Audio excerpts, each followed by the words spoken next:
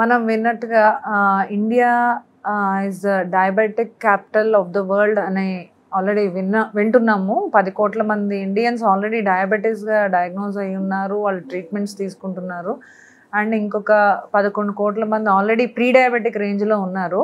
So అంటే మనకి ఈ డయాబెటీస్ అనేది ఎటువైపు వెళ్తోంది అన్నట్టు, అంటే are we winning the battle or losing the battle అన్నట్టయితే, ఒకటి ప్రీ డయాబెటిక్ కండిషన్ కూడా డయాగ్నోజ్ అవ్వడానికి రీజన్ ఏంటంటే పేషెంట్ అవేర్నెస్, పబ్లిక్ కూడా అవేర్నెస్ పెరిగిందనమాట. వితౌట్ డాక్టర్ అడ్వైజే జనాలే వాళ్ళ డయాబెటిక్ స్టేటస్ ఏంటి అని వాళ్ళే ఫస్ట్ ఆఫ్ ఆల్ టెస్ట్ చేసుకొని వస్తున్నారు.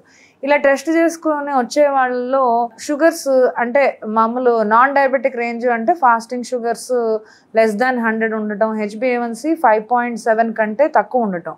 కానీ చాలామంది మనకి ఈ మధ్యలో ఈ 100 to 125 మధ్యలో అండ్ HbA1c అనేది 5.7 నుంచి 6.5 లోపల ఉండేవాళ్ళు ఉంటున్నారు. సో వీళ్ళకి ఇంపార్టెంట్ థింగ్ ఏంటంటే patient education is very important అండి. వాళ్ళకి the importance of that pre diabetes అనేది చెప్పాలి.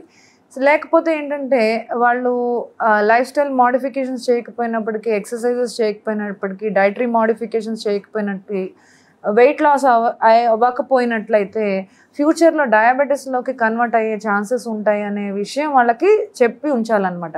సో చెప్పి ఉంచితే వాళ్ళు ఇన్సైట్ అంటే పేషెంట్కి నా పరిస్థితి ఇదనమాట, నేను కొన్ని రోజుల్లో నా లైఫ్ స్టైల్ మోడిఫికేషన్స్ చేసుకోకపోతే నేను షుగర్కి మారిపోయి షుగర్కి మందులు తీసుకోవాలి, షుగర్తో బాధపడుతూ ఉంటాను అనే విషయం వాళ్ళకి తెలిసినట్టయితే ముందు జాగ్రత్త చర్యలు తీసుకుంటారనమాట. ఇది ఒక గోల్డెన్ ఆపర్చునిటీ అండి. ఇది పేషెంట్ ఎడ్యుకేషన్ చెప్పినట్టయితే వాళ్ళు ముందుగానే వాళ్ళ లైఫ్ స్టైల్ జీవన శైలిని మార్చుకోవటం. జీవన శైలి మార్చుకోవడం అంటే వీళ్ళకి ఓన్లీ మెడిసిన్స్ ఉండవు అంతే, కానీ life style modifications diabetes patients ఏం చేస్తున్నారో వీళ్ళు కూడా అవన్నీ పాటించాలి.